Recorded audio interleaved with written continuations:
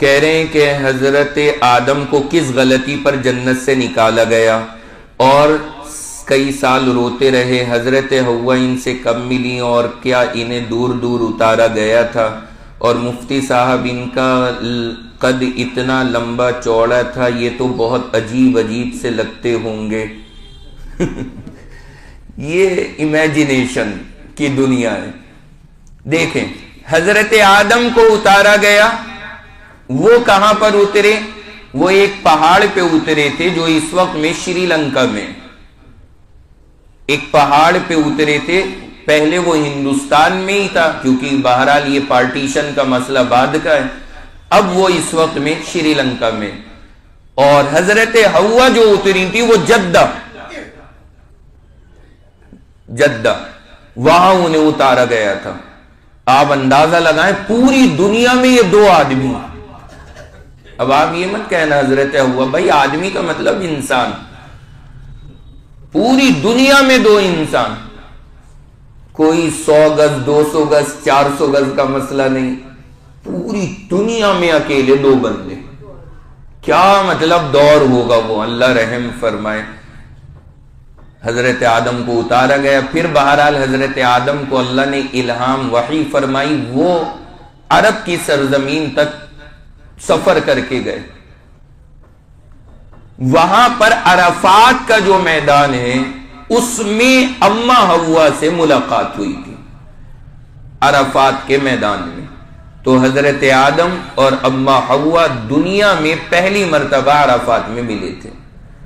باقی جو یہ انہوں نے پوچھا ہے کہ وہ قد ود ان کا بتایا جاتا ہے 40 ہاتھ یا 60 ہاتھ لمبا تھا، تو کہ عجیب سے لگتے ہوں گے، یوں دیکھنا پڑے گا، کئی منزلہ عمارت بنے گی۔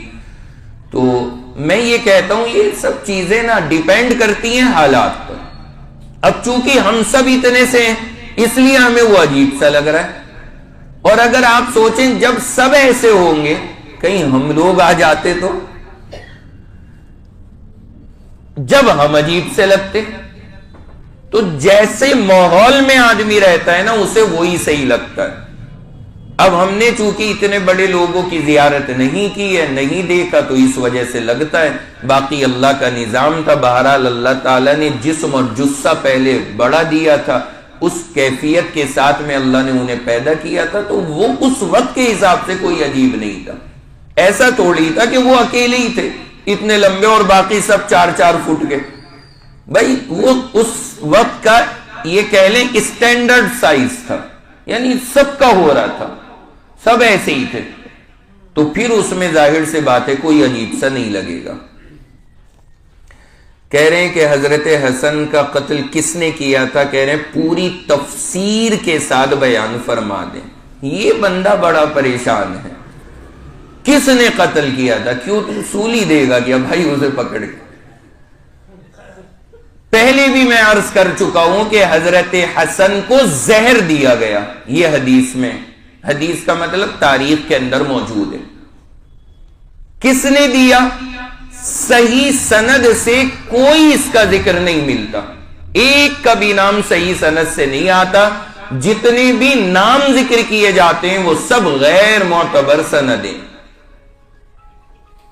خود حضرت حسین نے پوچھا حضرت حسن سے کس نے آپ کو زہر دیا؟ تو حضرت حسن نے فرمایا اللہ کے یہاں وہ آئے گا، وہاں حساب ہوگا، بتایا نہیں اور دنیا سے رخصت ہو گئے۔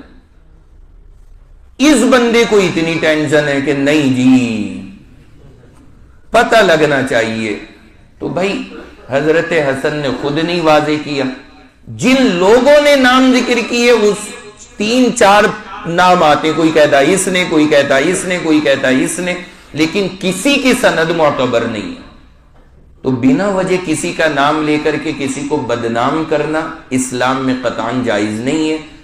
آخرت میں انشاءاللہ سارے فیصلے ہونے، سارے فیصلے، وہ دن اسی لیے اللہ نے رکھا ہے، اس لیے تسلی رکھیں، انشاءاللہ وہاں سب ظاہر ہو جائے گا۔ کہہ رہے ہیں گرگٹ اور کریا، کیا ہے یہ؟ کرلیا، یہ کون سا کس کو کہتے ہیں؟ گرگٹ کو نہیں، آگے چھپکلی بھی لکھا ہے، गिरगिट, किरलिया, छिपकली। अब ये हो सकता है इनके यहां कोई तीसरी ब्रांड हो। कह रहे हैं कि इनको मारना क्या सवाब है और क्यों है, और चूहों को भी मारना क्या सवाब है।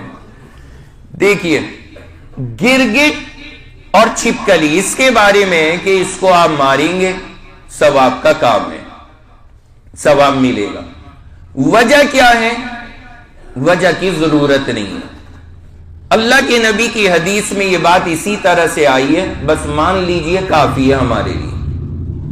कुछ उलमा ने यह वजह लिखी है इसकी किताबों के अंदर के जब हजरत इब्राहिम आग में थे, ये उस वक्त में वहां पे उसको किसी भी तरह भड़काने का काम कर रहा था, या कुछ भी बहरहाल वजह हो। लेकिन मैं ये कहता हूं कि वजह कोई सी समझ में आए या ना आए, हदीस में आया है कि सवाब है, बात खत्म। और ये हदीस मोतबर है जिसमें ये बात मौजूद है कि सवाब मिलता, तो बस सवाब है। बाकी चूहे के मारने पे कोई फजीलत नहीं लिखी है कि चूहों को भी आप छेते पीटे मारे ज़िबा कर दें इन्हें बेचारों को, इसकी कोई फजीलत अलग से नहीं लिखी है। उसके बारे में लिखा है, वो मौजूद है हदीस में। लेकिन एक बात और याद रखें कि इसकी फजीलत और सवाब का मतलब ये नहीं है कि आप इसको अपनी जिंदगी का मिशन बना लें। ऐसा ना करना। कभी पता लगा बस मगरिब के टाइम चप्पल लेकर मोहल्ले में निकल गए, जिसकी दीवार पे छिपकली निकली, दौड़ा दौड़ा के चप्पल बजा रखी है और रात के 12 बजे तक सवाब का काम कर रहे हैं। ये मिशन नहीं बनाना है। और भी बहुत सारे सवाब के काम है, कुरान पढ़ना उससे ज्यादा सवाब की चीज है, अल्लाह का जिक्र करना। बाकी कभी घर में आ जाए तब मार दीजिए, लेकिन जिंदगी का मिशन बना के इनके पीछे मत पड़िए। वाह।